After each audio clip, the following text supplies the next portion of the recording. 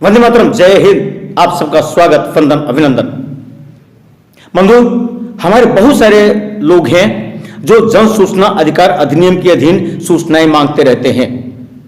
बहुत सारे हमारे ऐसे बंधु हैं जो पीआईओ हैं, यानी जन सूचना अधिकारी हैं, केंद्रीय जन सूचना अधिकारी हैं, राज्य जन सूचना अधिकारी हैं।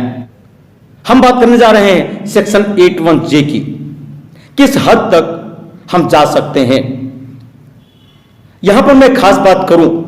Section 81J of RTI act deals with the provision that personal information shall not be disclosed if they are not in the interest of public at large. यानी ऐसी सूचना अगर व्यक्तिगत है तो उसको उजागर किया जा सकता है, परंतु तब जब यह व्यापक जनहित में हो। हरकिशन जी का मामला ऐसे ही आया। राष्ट्रपति भवन में MTS मल्टीटास्क स्टाफ की जरूरत थी। उसमें कुछ लोगों ने आवेदन किया, कुछ का सिलेक्शन हुआ, कुछ का सिलेक्शन नहीं हुआ। जिनका सिलेक्शन नहीं होता, आमतौर पर एक वेंडेटा के तहत वो मैदान में आ जाते हैं और आरटीआई को एक शस्त्र की तरह से उपयोग करते हैं। इस मामले भी ऐसा हुआ। श्रीमान हरिकिशन जी ने एक जन सूचना डाली और जन सूचना में जितने लोगों के चयनित होने की बात थी और वो सूचनाएं मांगी थी, उनको सारी सूचना दे दी गई। लेकिन उन्होंने ये मांगा था कि ऐसे अभ्यर्थी जो चयनित हुए हैं उनके नाम, उनके पिता का नाम और उनका पता मुहैया कराया जाए। जन सूचना अधिकारी ने यह सूचना देने से इसलिए मना कर दिया कि यह उनकी व्यक्तिगत सूचना है, यह उनकी निजता को खतरा है और उनकी सुरक्षा को देखते हुए इसको नहीं दिया जा सकता। और 81J का ग्राउंड लेते हुए उन्होंने देने से मना कर दिया। फर्स्ट अपील में गए, डिसमिसल हो गया। सेकेंड अपील में गए, वहां भी सूचना नहीं मिली।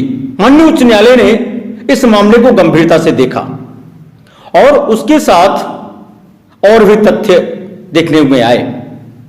वास्तव में हरकिशन जी ने जो पिटीशन डाली थी उसमें यह कहीं नहीं कहा था कि हमारी बेटी ने भी उस पद के लिए आवेदन दिया था, उसका नहीं हुआ, इसलिए हम आरटीआई से सूचनाएं चाहते हैं। जब बहस होने लगी उस समय यह बात सामने आई और उनके वकील ने स्वीकार किया कि हां, हमने आवेदन किया था, इसलिए हमें सूचना चाहते हैं। परंतु पिटीशन ये फैक्ट डिस्क्लोज नहीं किया गया था।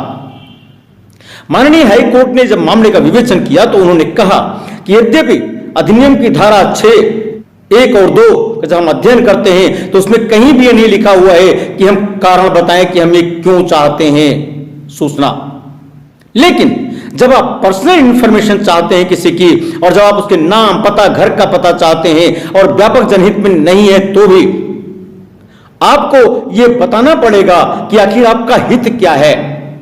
आप क्यों उसकी ऐसी व्यक्तिगत सूचना को चाहते हैं जो अकाउंटेबिलिटी और ट्रांसपेरेंसी से रिलेटेड नहीं है, व्यापक जनहित में नहीं है। और माननीय न्यायमूर्ति ने यह होल्ड किया उसमें कि विद अल्टीरियर मोटिव, मैं एम्फेसिस वर्ड कर रहा हूं, विद अल्टीरियर मोटिव यह सूचना मांगी जा रही थी।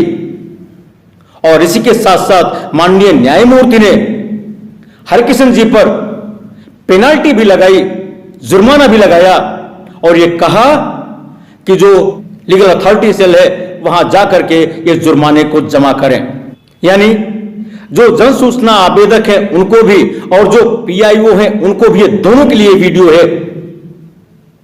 इस बात को समझें कि जब व्यक्तिगत सूचना जा रही है, जब तक हित स्पष्ट ना हो तब तक हमें इस तरह की सूचना देने से बचना चाहिए, क्योंकि इससे थर्ड पार्टी की इंफॉर्मेशन तो रहती ही रहती है, साथ ही अल्टीरियर मोटिव भी हो सकता है, सुरक्षा को खतरा भी पैदा हो सकता है।